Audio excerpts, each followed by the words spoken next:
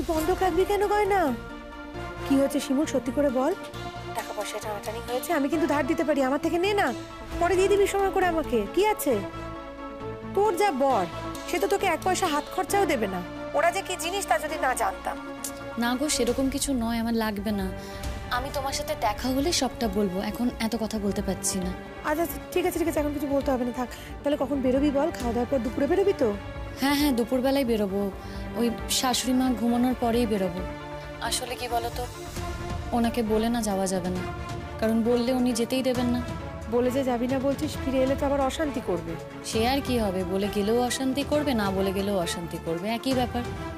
তাড়াতাড়ি গিয়ে না আমাদের একটু তাড়াতাড়ি ফিরতে হবে গো। আচ্ছা বেশ, সে কথাই রইলো। এই জানিস তো কি হয়েছে, এ কদিন আমরা বেড়াতে গিয়ে একসঙ্গে ছিলাম না, তোদের কথা খুব মনে পড়ছে, সব সময় মিস করছি রে তোদের। সে তো আমারও খুব তোমাদের কথা মনে পড়ছে। তুই এর মধ্যে বাপের বাড়ি যাবি না? না গো, আমি বাপের বাড়ি আর যাব না। তোমার সে কি, বাপের বাড়ি যাবি না কেন? আমি জানি যে আমার মায়ের খোঁজ নেওয়া উচিত, আমার হয়তো একটা কর্তব্য আছে, সে নয় ফোন করে খোঁজ নিয়ে নেব। কি বলতো, যে বাপের বাড়ির লোক আমাকে শাটেল ককের মতো এ বাড়িতে পাঠিয়ে দিয়েছে, পাঠিয়ে দিয়ে স্বস্তির নিঃশ্বাস ফেলেছে, আর যাই হোক, এটা আমি বুঝে গেছি যে সেই বাপের বাড়ির লোক আমার কোনোদিনও আপন হতে পারে না, তাই আমি যাব না। তোর বাপের বাড়ির লোক আপন নয়, আর তোর শ্বশুর বাড়ির লোক ভারী আপন হলো? না গো বিপাশাদি, আমি সে কথা বলিনি, কিন্তু দেখো প্রথম থেকেই আমি জানি যে আমার শ্বশুর বাড়ি কেউ আমার আপন নয়, তাই আমার দায়িত্ব তাদেরকে আপন করে নেওয়ার। কিন্তু বাপের বাড়ির সবাই তো আমার আপন গো, আমার জন্ম থেকে চেনা, তাদেরকে আমি কি নতুন করে আপন করে নেব বলো তো? আজকে আমার ক্রাইসিসে ওরা কেউ আমার পাশে দাঁড়ায়নি, আমার বিপদের দিনে ওরা আমাকে ঠেলে এখানে পাঠিয়ে দিয়েছে। আমি যখন ও বাড়িতে গিয়ে উঠেছিলাম, সবাই মাথায় হাত দিয়ে বসে পড়েছিল, সেই বাপের বাড়িতে আমি কি করতে যাব বলো তো? ঠিকই বলেছিস, সত্যি সত্যি মেয়েদের কেউই নেই। না গো বিপাশাদি, তুমি অন্তত এ কথাটা বলো না, তোমার ব্যাপারটা সত্যিই আলাদা। হ্যাঁ, এই কথাটা ঠিকই, শ্বশুরবাড়ির লোকজন আমাকে একেবারে মাথায় করে রাখে, বাপের বাড়ির লোকও মাথায় করে রাখে। তার কারণও আছে রে শিমুল, আমার বরের সঙ্গে যেহেতু আমার সম্পর্ক খুব ভালো, শ্বশুরবাড়ির সঙ্গে সম্পর্ক ভালো, তাই জন্যই মাথায় করে রাখে। আমার বরকে একেবারে নিজের ছেলের মতো ভালোবাসে, আর ও কি কম কাজ করে দেয় আমার বাপের বাড়ির? আর এই যদি দেখতি আমার সাথে আমার শ্বশুরবাড়ি বা বরের সম্পর্ক ভালো না, বা হয়তো বাপের বাড়ি গিয়ে দিনের পর দিন পড়ে আছি, তাহলেই এরকম করে মাথায় তুলে আর কেউই রাখতো না রে, আমার অপরাধের আর অন্ত থাকতো না। মাঝে মাঝে ভাবি আমাদের সমাজে কিভাবে মানুষের অবস্থান অনুযায়ী মানুষকে বিচার করা হয়। যাকে বাদ দে, এত ভারী ভারী কথা বলে এত সময় আমি নষ্ট করব না, তোর সাথে দেখা হচ্ছে তাহলে। হ্যাঁ দুপুরবেলায় যাচ্ছি, বলছি কোন জায়গাটা দাঁড়াবো গো?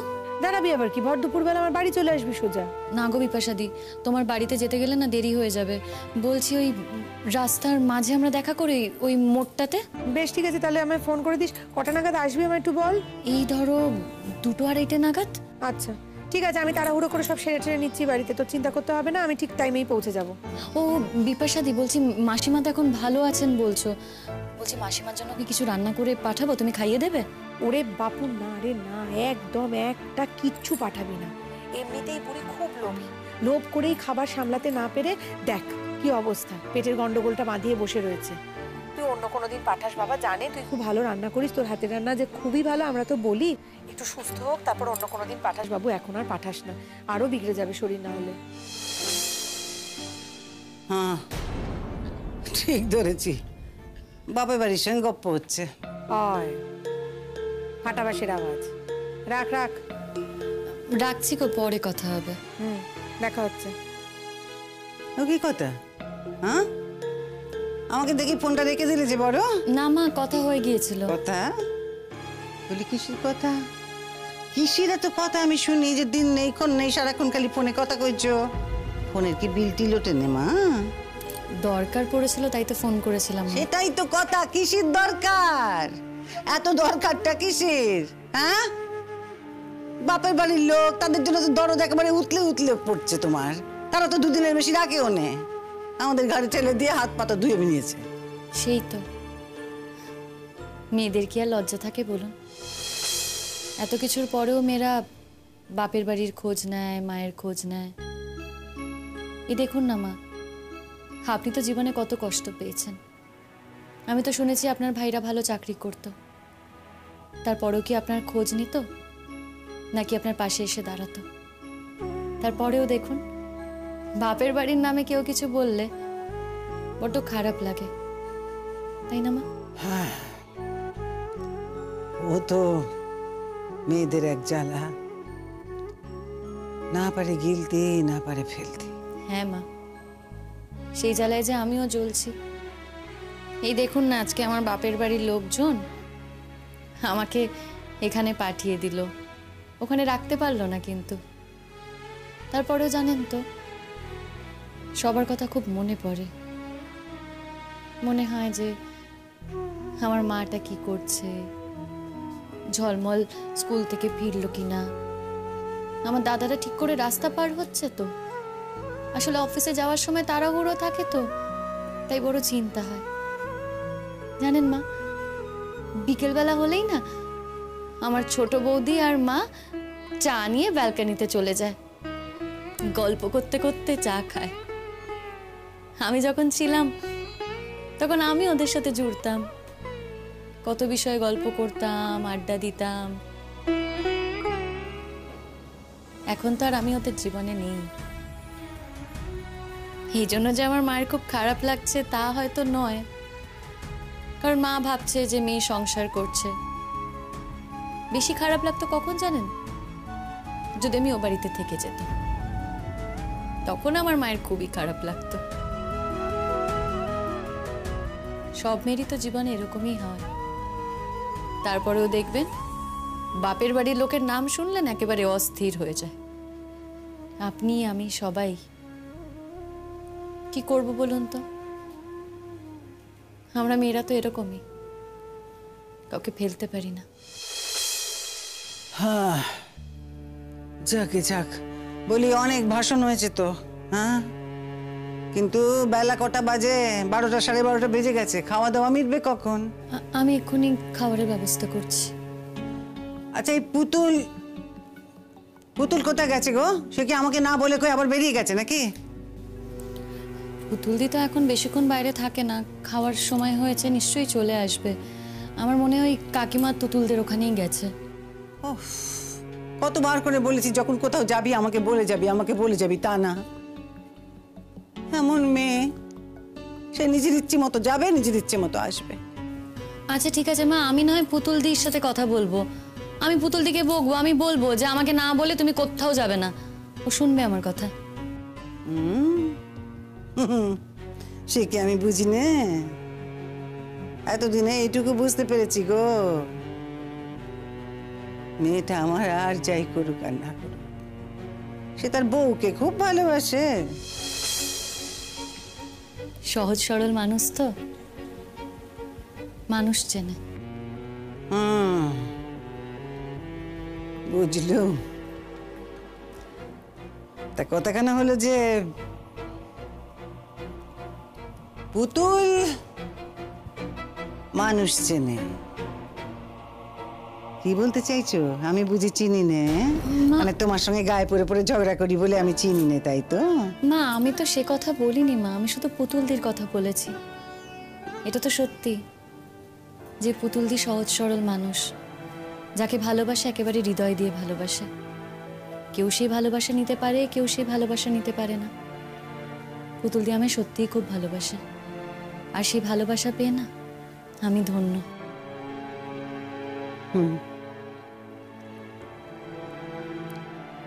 কি জানো তো,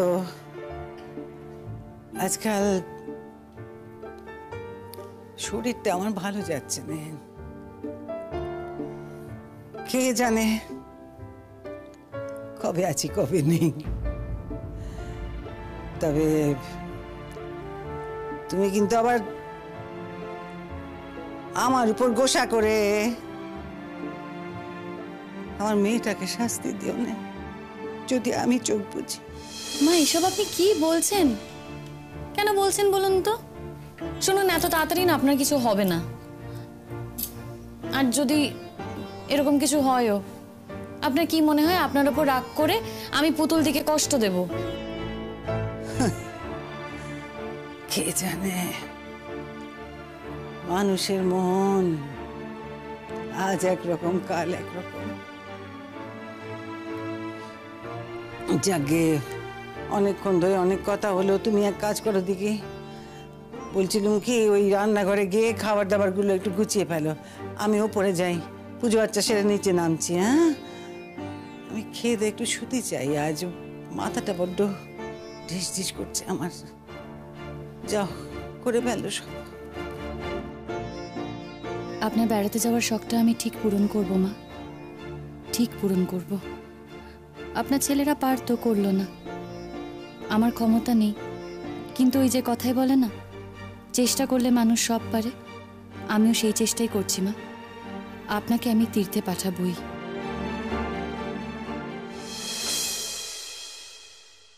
এই তোর ব্যাপারটা কি রে?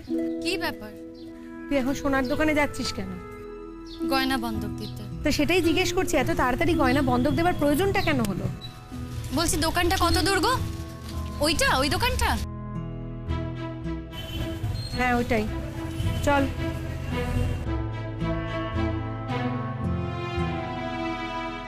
হাই শিমুল, কি গো ভালো আছো? ভালো আছি দিদি। হ্যাঁ, এই যে আমাদের পাড়ার নতুন বৌমা, একটু নমস্কার। সোনাদার সঙ্গে দেখা করবে, একটু দরকার আছে। বলছি দাদা, আপনাদের এখানে গয়না বন্ধক রাখা হয় তো? হ্যাঁ, বন্ধ রাখা হয়। দাঁড়ান, দাদাকে জিজ্ঞেস করছি, বাকি কথা দাদাকে বলবেন। হ্যাঁ, একটু ডেকে দাও না। আচ্ছা, ডেকে দিচ্ছি।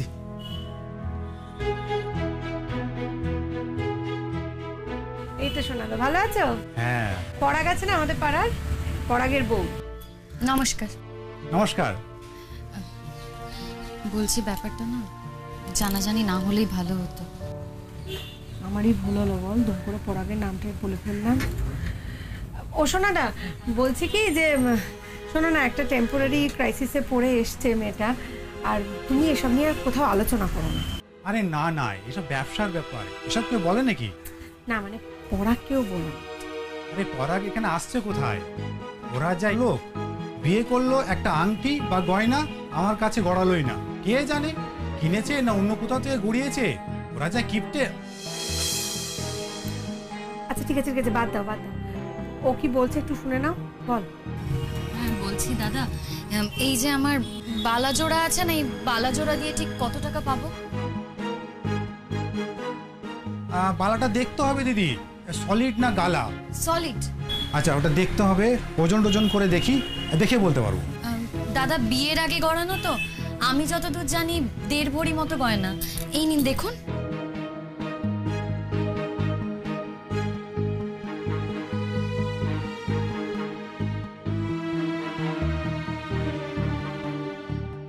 হ্যাঁ, 1.5 ভরি আছে। এখন ভরি হচ্ছে 54,000। তাহলে আপনার হচ্ছে গিয়ে 54 প্লাস 27 হচ্ছে আপনার 64, 70, 81,000। বাবা, এত টাকা! আমি আপনাকে 30,000 দিতে পারবো। মোটে 30? মাঝে মধ্যে তো আমাকে এসে টাকা দিয়েও যেতে হবে বন্ধক রেখেছি বলে। হ্যাঁ, তা তো দিতেই হবে ম্যাডাম। শোনো না, আমার তো খুব চেনাশোনা, বুঝতেই পারছো, তুমি একটু বুঝে শুনে করে দাও না গো। আর কত দেব? আমি 35 পর্যন্ত দিতে পারি। দাদা বলছি 40 হলে না খুব ভালো হয়। ঠিক আছে, বিপাশার সঙ্গে এসছেন, ওই ছোট থেকে চিনি। তা ঠিক আছে, আমি 40,000ই দিচ্ছি, কিন্তু একটা আমাদের নিয়ম আছে, 40,000 দিচ্ছি ঠিক আছে, কিন্তু আমাদের মাসের 7 থেকে 10 তারিখের মধ্যে আমাদের সুদের টাকাটা কিন্তু দিয়ে দিতে হবে। হ্যাঁ হ্যাঁ ঠিক আছে। ঠিক আছে, তাহলে এখনই রাখছেন তো? হ্যাঁ, এখনই রাখছি, একটু ওয়েট করতে হবে। এই শোন, তুই 40,000 টাকা নিয়ে কি করবি রে? গয়না বন্ধক দিয়ে নিচ্ছিস যে? পরাগ চেয়েছে তোর কাছে? না গো, তাহলে আসলে কি বলতো, আমার শাশুড়ি মায়ের না খুব বেড়াতে যাওয়ার ইচ্ছে। উনি তো কোনোদিনও বেড়াতে যাননি, ওই পাড়ার সবাই তীর্থে যাচ্ছে না সেখানে। ছেলেদের কাছে কথাটা পেরেছিল, কিন্তু ওরা সবাই হাত তুলে দিয়েছে। আমার না খুবই খারাপ লাগলো, তাই আমি বলে ফেলেছি যে ওনার বেড়াতে যাওয়ার দায়িত্ব আমার। তোর কি মাথা খারাপ? তুই কি মাথা খারাপ হয়ে গেছে? শাশুড়ি তীর্থে যাবে বলে সোনা বন্ধক দিয়ে টাকা নিচ্ছিস তুই, এতগুলো টাকা, আর যে ভদ্রমহিলা তোকে কিনা দিন রাত মুখ করে চলেছে। ছাড়ো না বিপাশাদি, ও মুখ করে, কিন্তু জানো তো মাঝে মধ্যে আমার খাওয়া দাওয়ার দিকেও খুব খেয়াল রাখে। আমরা তো দুজনে একসঙ্গে খেতেও বসেছি। উনি অনেক সময় ওনার ছোটবেলার গল্প করেন, ওনার অল্প বয়সেরও কথা আমাকে বলেন। আসলে কি বলতো, উনি খুব কষ্ট পেয়েছেন, ওনার অনেক অভিযোগ আছে জীবনে। উনি নিজে কষ্ট পেয়েছেন বলেই আমাকে ওতে ফেলতে চায়। আমারও খারাপ লাগে, রাগও হয়, কিন্তু সবসময় না রাগ করে থাকতে পারি না গো। আর এটা তো সত্যি বলো, উনি তো কখনো কোথাও যাননি, তাও বিয়ের পর আমি তোমাদের সাথে বেড়াতে গিয়েছি। হ্যাঁ এটা ঠিক, বরের সাথে যাইনি, তবে জানো তো বরের সাথে গেলে না হয়তো এতটা আনন্দ এতটা মজা হতো না যতটা মজা আমি তোমাদের সাথে গিয়ে করতে পেরেছি। কি করতাম বলো তো ওর সাথে গিয়ে? ওর সাথে তো কোনো কথা বলারই নেই, ভালো করে কথা বলাই যায় না। ও থাকে ওর জগতে, আমি থাকি আমার জগতে। আমি না এই জন্যই বুঝে উঠতে পারি না কি করে একটা ছেলে একটা মেয়েকে না জেনে না শুনে বিয়ে করতে পারে, বা একটা মেয়ে বা একটা ছেলেকে কি করে না দেখে না শুনে বিয়ে করতে পারে। এই যেমন দেখ আমাদের যেমন প্রেম করে বিয়ে, আমরা দুজন দুজনকে অনেকদিন ধরে চিনতাম, তাই আমি খুব ভালো করে জানি যে ঝগড়াঝাটি হোক আর যাই হোক না কেন ওর কি কি লিমিটেশন আছে, ওর কি কি গুডনেস আছে, সবটা আমার জানা। তোর খুবই ঝগড়া হলো, তবু আমি জানি ও কতটা অবধি যেতে পারে। কিন্তু তোদের তো একেবারেই না জেনে না শুনে বিয়ে, জানি না বাবা কি করে পারিস। কত লোকেরই তো এইভাবে বিয়ে হয়, এতকাল হয়ে এসেছে, সবে কি আর অসুখী হয় বলো? ওটা বাই চান্স। কি করা যাবে বলো, সবাই কি আর তোমার মতো প্রেম করে বিয়ে করবে? আচ্ছা শোন, তোকে একটা কথা জিজ্ঞেস করবো। হ্যাঁ তোকে এত দেখতে শুনতে ভালো, তুই কলেজে পড়েছিস, কলকাতার কলেজে পড়েছিস, তোর কখনো কোনো প্রেম হয়নি? সত্যি করে বল।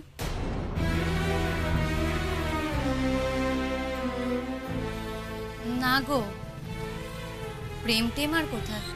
বলাতে কিন্তু জোর পাচ্ছি না শিবু। আমরা তো ভেবেছিলাম মন্দারমণি যে যাবো, সেখানে গিয়ে সবাই সবার প্রেমের গল্প শুনবো, ভেতরে যার যা আছে সবটা বলবো উজাড় করে। কিন্তু কি করবো বল, টুইঙ্কেলটা অসুস্থ হয়ে এমন হয়ে গেল না, সব আনন্দটাই মাটি হয়ে গেল। এরপর পাহাড়ে যাবো। আবার? এক্ষুনি যাচ্ছি নাকি? যাবো, কদিন পরে যাবো।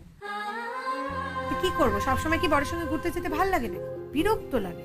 সেই তো একই ব্যাপার, দুজনে মিলে যাবো, তারপরে দেখবো সকালবেলা ঠেলে ঠেলে ঠেলে ঠেলে ঘুম থেকে তুলতে হচ্ছে, সে এক ঝক্কি। তারপর ধর এদিক ওদিকে একটু ঘুরে এলাম, ফিরে এসে ফোন ঘাঁটতে শুরু করে দিলাম। আমিও তাই করলাম। তারপর রাত্রিবেলা দুটো কথা বলে খেয়ে দিয়ে দুজনে দুপাশ ফেরে ঘুমিয়ে পড়লাম। আর কি কথা বলবো বলো, এতগুলো বছর বিয়ে হয়ে গেছে। রাত থেকে যখন বন্ধুদের সঙ্গে যাই দারুণ মজা হয়। এই তো দেখ না কি মজা করলাম বল, একসঙ্গে গল্প আড্ডা হই হুল্লোড় গান, আমার তো দারুণ লাগে। আমার বর তো বলে ওই জন্য, তুমি যখন আমার সঙ্গে বেড়াতে যাও মুখটা গোমরা করে বসে থাকো, কিন্তু এই যখন বন্ধুদের সঙ্গে তুমি গল্প জমাও তখন কিন্তু তোমার একেবারে হাসি একেবারে উছলে উছলে পড়ে। বলবে তো কি বলে একটা, হ্যাঁ কাঁচের বাসনের মতো হাসি। হ্যাঁ কাঁচের বাসন ভাঙলে নাকি যেমন আওয়াজ হয়, আমি হাসি নাকি তখন তেমন আওয়াজ হয়। কি বলবি বল? কি করবো কেন বলে বুঝিয়ে পারি না, কি জানে কেন। বিয়ের আগে অনেক কথা ছিল, আর বিয়ে হওয়ার পর কি যেন হলো, আর কথাই যেন নেই দুজনে, সব কথা যেন ফুরিয়ে গেছে। কি যে শিমুল, কি রে আনমনা হয়ে গেলি? কোনো নরম জায়গায় ঘা দিয়ে ফেললাম?